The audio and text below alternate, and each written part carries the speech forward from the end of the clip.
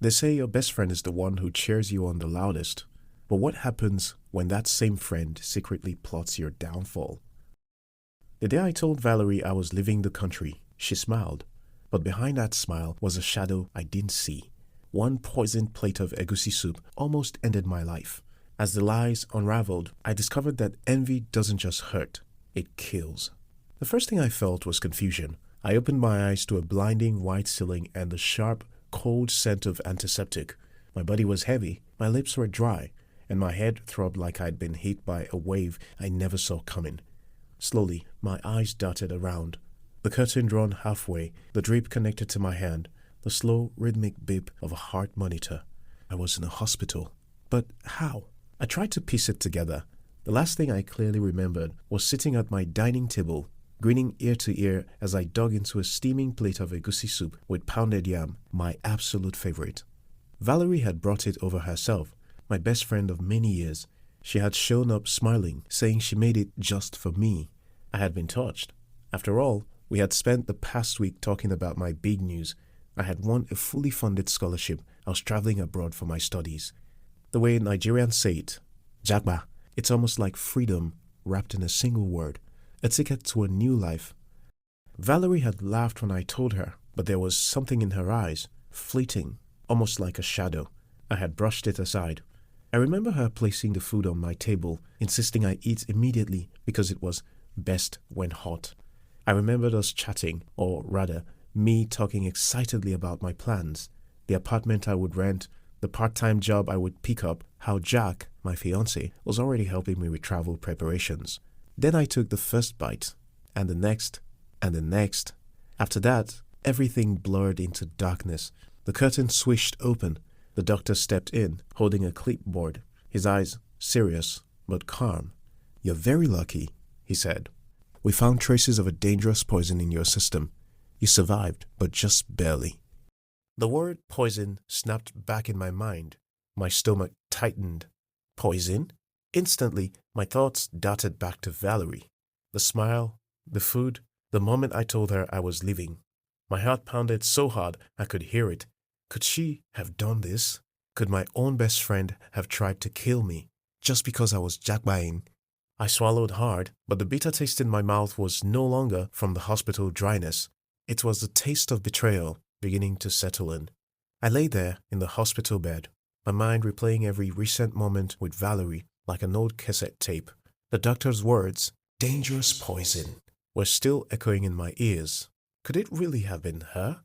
At first, the thought felt too heavy to hold. This was Valerie, my best friend since we were teenagers, the girl who stayed up with me during exam nights, the one who once borrowed her mom's wrapper to make me a head tie for my birthday, the person I trusted with my secrets, my fears, my dreams. But then, little things started to resurface. I remembered the day I told her about the scholarship. We were in my sitting room. I was jumping around, almost spilling my tea in excitement. "Val, I got it! Fully funded. I'm leaving in 3 months." She smiled, but it wasn't her usual warm, open smile. It was smaller, tighter. She hugged me, but her arms felt stiff, like her mind was elsewhere. I had laughed it off, thinking maybe she was just surprised. Then came the comment a week later. "You sure you want to leave? You know, abroad is not for everyone." I thought she was being practical. She had never been one to sugarcoat reality. But now, remembering her tone, there was an edge to it. And then Jack. The first time I mentioned his name to her, she had frowned slightly, not enough to be obvious, but enough for me to notice. When she found out we were engaged, she only said, "Wow, that's fast." No congratulations. Just, "That's fast." The night before I landed in the hospital, she had called out of the blue. She said she had a surprise. When she arrived with that steaming plate of egusi soup and pounded yam, she wouldn't stop talking about how she made it herself. Now, lying in that hospital bed, every word replayed in my head. "Eat now. It's best when it's hot. I made it just for you."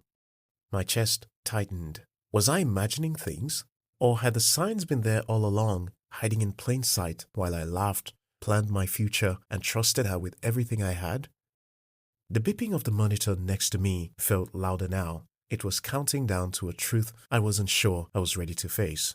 The longer I lay in that hospital bed, the heavier the questions became. They weren't just sitting in my mind anymore, they were pressing down on my chest, making it hard to breathe. Finally, I turned to the nurse who had just checked my drip. "Please," I said, my voice still weak. "Since I was admitted, who's been here to see me? Did anyone call to ask about me?" She glanced at her chart. "Your parents came in yesterday and have been checking in constantly.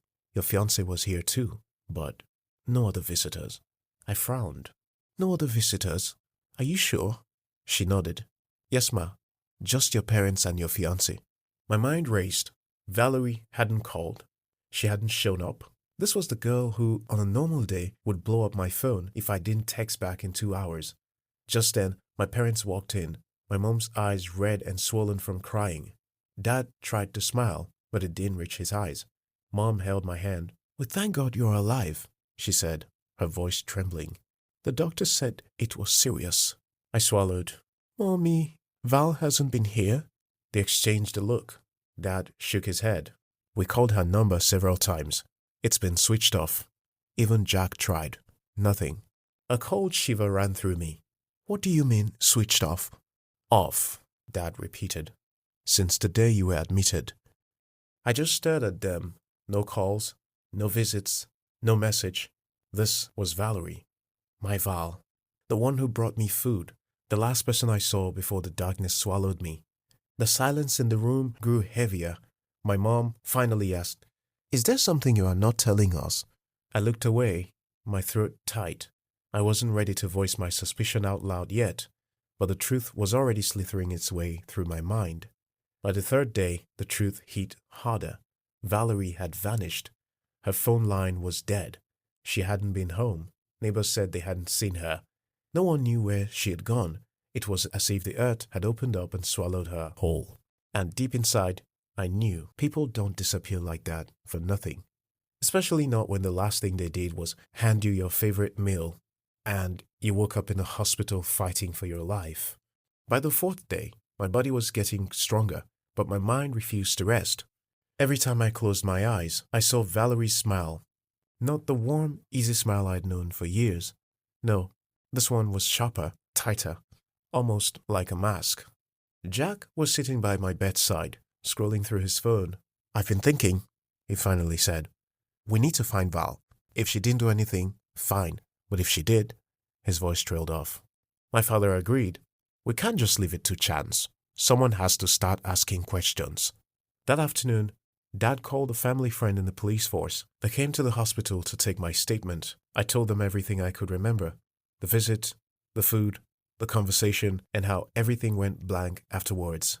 One of the officers jotted notes and then said, "We'll start with her house." By evening, they came back with news that made my stomach twist. "Valerie's apartment is empty," the officer said. "Not just empty, cleared out. No clothes, no shoes, nothing personal, even down to her toothbrush is gone." It didn't make sense.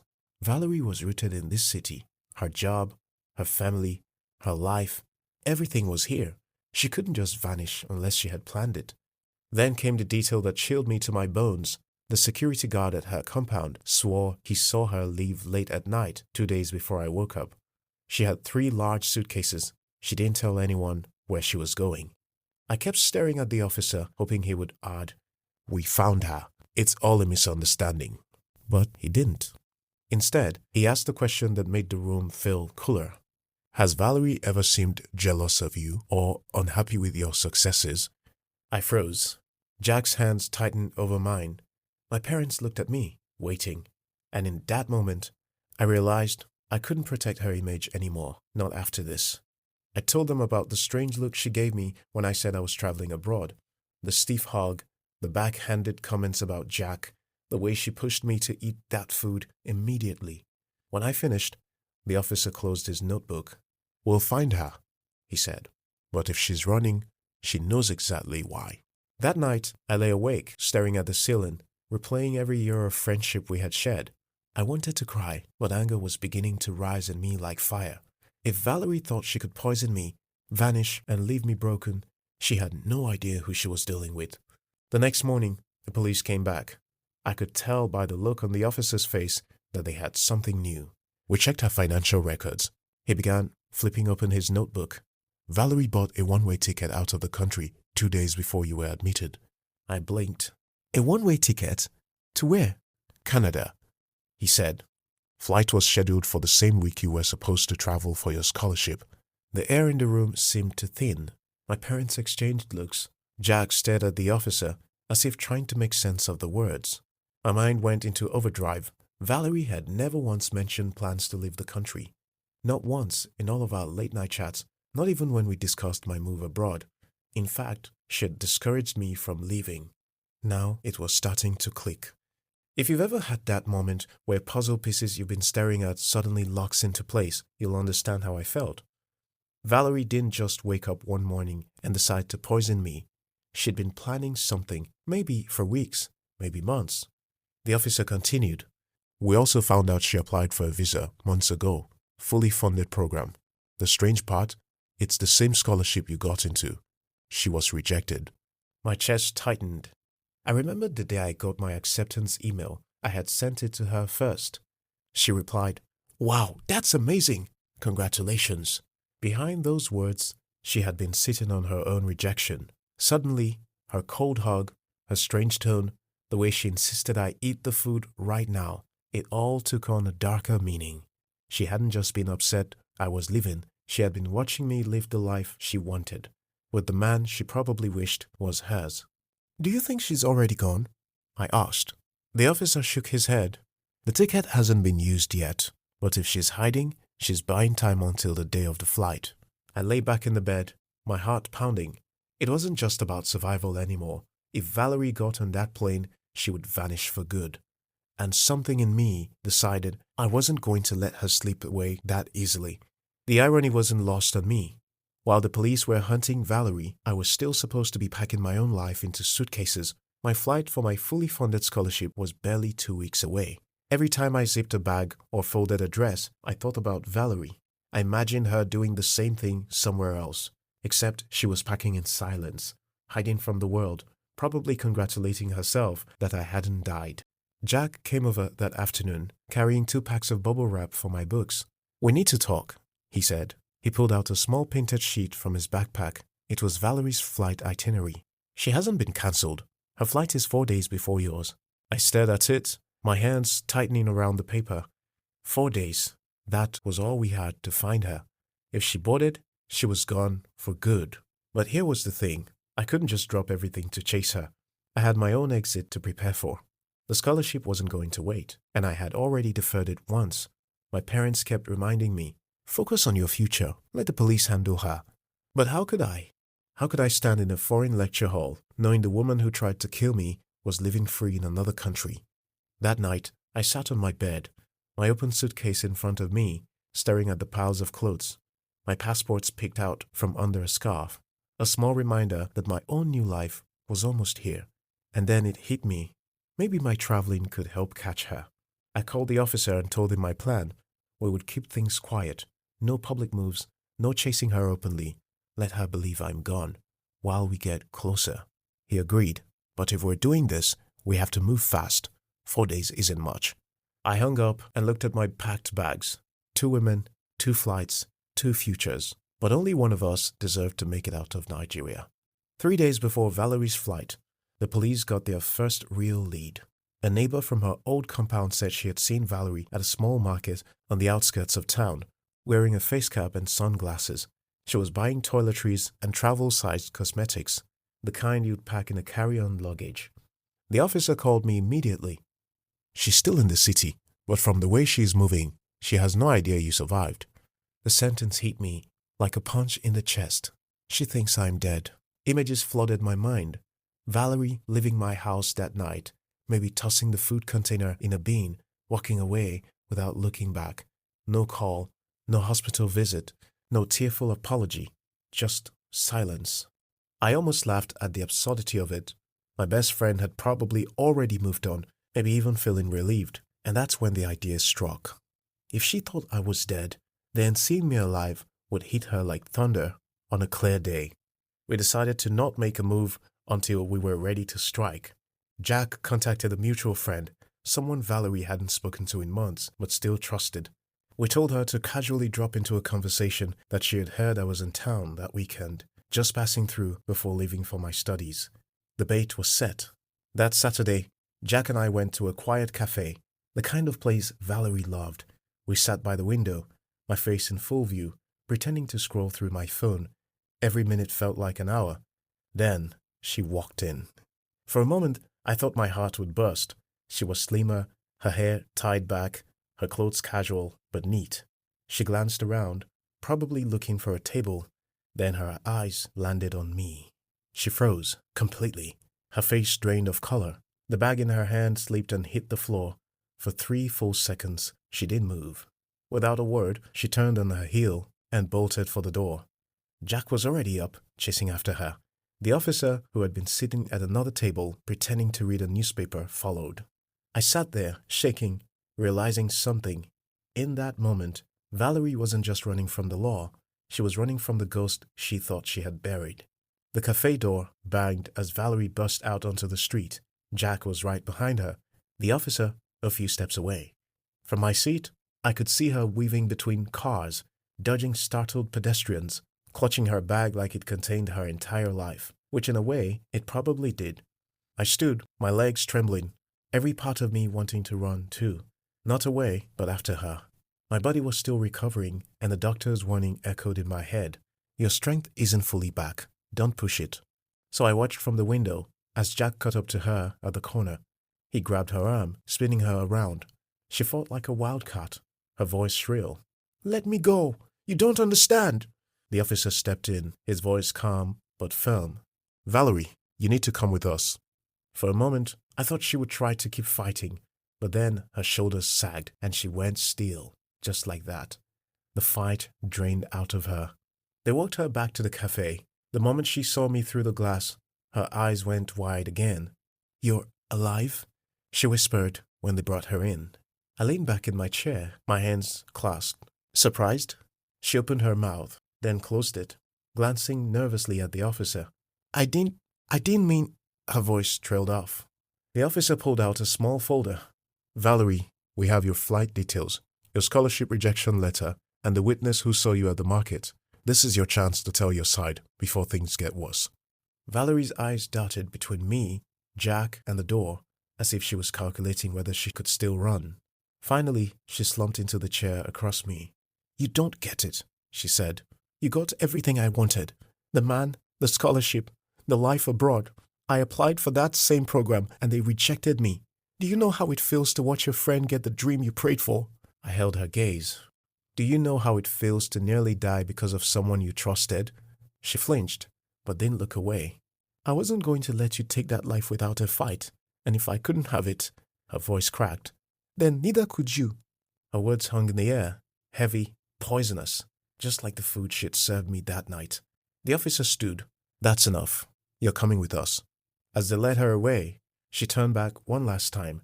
There was no apology in her eyes, no regret, only the bitterness of someone who thought she deserved my life more than I did. I sat there, heart pounding, realizing that even in chains, Valerie was still dangerous, because envy doesn't die easily. The hours after Valerie's arrest felt like a strange dream. At the police station, I sat under a whirring ceiling fan, its blades clicking with each rotation as I repeated my statement for the 3rd time. The officer typed slowly, occasionally glancing up.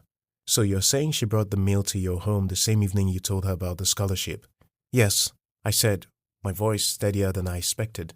"And that was the last thing I ate before I woke up in the hospital." Jack sat beside me, his hand on my shoulder, silent but present. My parents were in the hallway, speaking to another officer about the next steps. The whole thing felt heavy, like the moment you realize a wound has healed on the outside, but it's still raw underneath. When they finally let me go, I stepped outside into the warm evening air. The street smelled of dust and roasted corn from a nearby stand. I breathed deeply, reminding myself I was still here. But my to-do list didn't care about trauma. The next morning, I was back to sorting clothes, printing travel documents, and confirming my airport pickup. My scholarship coordinator sent me a cheerful email. "We can't wait to welcome you to campus." I smiled at the screen, but the excitement was dulled. The image of Valerie in handcuffs kept flashing in my mind. Would she try to reach me from wherever she ended up? Would I bump into her one day in another country? 2 days before my flight, the officer called. We've charged her. She wouldn't be going anywhere for a long time. The relief hit me hard. I sat down on the edge of my bed, not because justice made me happy, but because it meant I could finally breathe. That night, I closed my suitcase and zipped it shut. For the first time since waking up in the hospital, I felt the full weight of what was ahead. A new country, a new life, and the freedom to walk into it without looking over my shoulder. Still, I knew I would carry the story with me wherever I went. Not as a scar, but as a reminder. Sometimes the people closest to you don't just envy your dream, they want to bury it with you inside. The airport was buzzing with life. Rolling suitcases clicking across tiled floors, boarding announcements echoing overhead, the smell of coffee and fried snacks drifting from a nearby cafe. But for me, it wasn't just another travel day. It was the day I closed the chapter that nearly ended my life. My parents insisted on coming all the way inside to see me off. Jack was there too, dragging my carry-on and making last-minute jokes to lighten my mood. But underneath the smiles, I knew they were watching me closely, as if afraid I might crumble. When it was time to check in, I handed over my documents with steady hands. I had survived. I was leaving.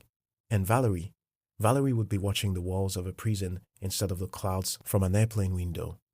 As I waited in the lounge, a flight attendant came by with a tray of complimentary pastries. "Ma'am, would you like one?" I smiled politely. "No, thank you." Because if this whole nightmare had taught me anything, it was that I will never eat anything I didn't see prepared with my own eyes. Edibles from anyone, no matter how familiar, no matter how sweet the gesture, were off my list forever. When boarding was announced, I walked down the jet bridge with my head high. Not because I had forgotten, but because I had decided this would not define me. As the plane landed off the runway, I looked down at the city shrinking below, the streets and rooftops fading into a patchwork blur.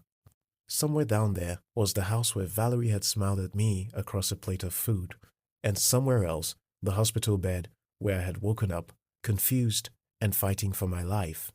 I whispered a quiet prayer. "Lord, thank you for sparing me. Let me use this new life well." And just like that, I let the clouds swallow the past. Ahead of me was a country waiting to be explored, a scholarship to fulfill, a future to claim. And so, my journey abroad began not just with excitement, but with scars carved by betrayal. Valerie's envy tried to silence my dreams, but instead, it taught me a lesson that will never fade. Not every smile is genuine, and not every friend wishes you well. Trust is fragile, and envy is deadly. Yet, even in the darkest betrayal, survival is proof that purpose cannot be poisoned. As the plane carried me toward a new beginning, I left the bitterness behind, but I carried the wisdom forward. What do you think? Can true friendship survive envy? Or does success always reveal hidden enemies? Share your thoughts in the comments, like this video if the story shook you, and subscribe for more powerful tales of love, betrayal, and survival.